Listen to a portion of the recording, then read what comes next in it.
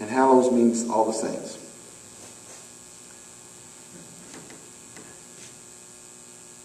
What the pagans kind of had a problem with that.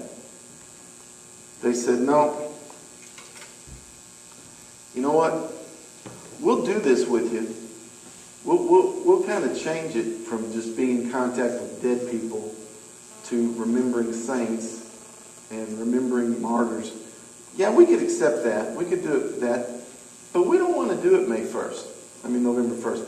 We still want to do it on October 31st, the last day of October. That's what we're going to kind of have an argument about. We can kind of see your purpose of changing the motivation to a godly thing, but we don't want to give up our day. Still got to be October 31st. And so this is when one of them said, well, we'll change the name then. We'll change it instead of Hallows Day to Hallows Eve. And that's when we'll make it October 31st. It won't really be All Hallows Day. It'll be All Hallows Day Eve. It's kind of basically what they got talked into doing with Christmas. Christmas and the day before Christmas being Christmas Eve. And that's kind of what they... So you can see it was this real kind of religious, political negotiation going on here. Okay, we won't call it Samhain anymore. We'll call it Hallows. That sounds better. That sounds godlier. And okay, we won't call it Hallows Day anymore. We'll just call it, we'll let you guys still do it all on the same day, but we'll call it Hallows Eve. And that's where you get the name Halloween. Hallows Eve. Are you with me so far? Mm-hmm. Okay. Fast forward now a little bit. In the year 1517 AD, there was a Catholic monk who kind of got fed up with Catholicism. And you may remember his name, Martin Luther. Not Martin Luther King, the original Martin Luther.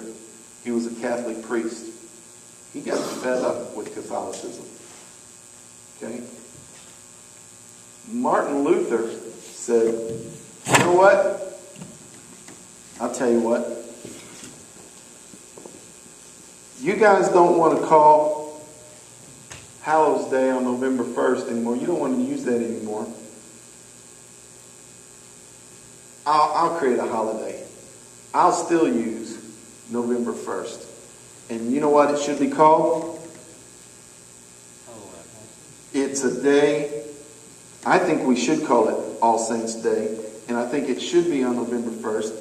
And it should be a day to I'm going to publicly charge the Catholic Church with abandoning the Bible. That's what Martin Luther said. Let's call November 1st All Saints Day because we are all saints. And I'm going to use November 1st to publicly charge and accuse the Catholic Church of having abandoned all their Bible faith. Obviously, the Catholic Church was not happy about that.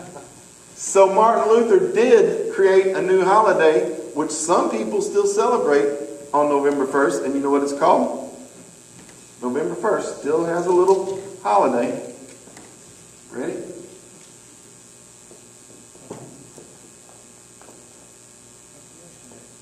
Reformation Day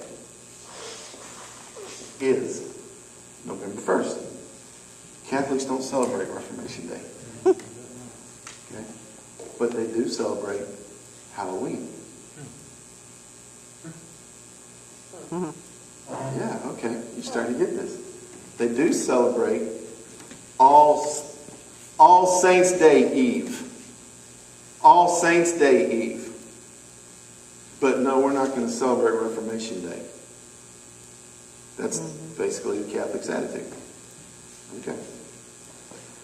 Are you with me so far? Yes. Amen. All right. Let's go back to Samhain for a minute and look at some of the things they did. That's where we got a lot of the little Halloween things that we still are involved in today came from Samhain. One of the very first things that they did, and I'll show you where it started in paganism, but where the Catholics picked it up. was what we call trick-or-treats. It started off with Samhain people, Celtic people, pagan people. They had this belief that, all right, on that night, dead people are going to come out of the grave, and they're going to want to go back to their house and trick it or haunt it. You have a family member that died, and they're going to come out of their grave that night, and they want to come home and live in their house again and haunt you. So here's our plan. Take some little treats, like a little handful of nuts or some pieces of fruit, or make some little cakes and treats and put it in a basket and put it on your front porch and go to bed. And then that night, when the dead people arise, they'll go to your house, and if they see treats that you've left on the porch, they'll take those treats and they won't trick you. That's where it started. Okay? Then the Catholics or the Christians, they kind of took that whole concept and said, yeah, we could kind of modify that a little bit, and we'll call it souling. Souling. And what the Catholics believed originally, in that same area, that same Northern Europe area, they thought, you know what, instead of, we'll keep doing that because that's fun. I know you guys enjoy doing that. Because they knew that people were sneaking around, making treats and sneaking around and getting them that night. They knew that they were kind of playing it. Yeah, that's kind of fun. But here, let's make it Christian. Let's put a little Christian twist to it. And we won't call it whatever you guys call it. We'll call it souling. Because the dead people, they're not really coming back from the dead to haunt you, but they're all in purgatory. They're not in heaven yet. They're in purgatory. And so here's what we'll do. You make little cakes, and actually like little brownies, or little special treats like that. And here's what we'll do. We'll have people actually come up and knock on your door. And they didn't have to say trick or treat. They would come to the door, and they would stand there with their hands out like beggars.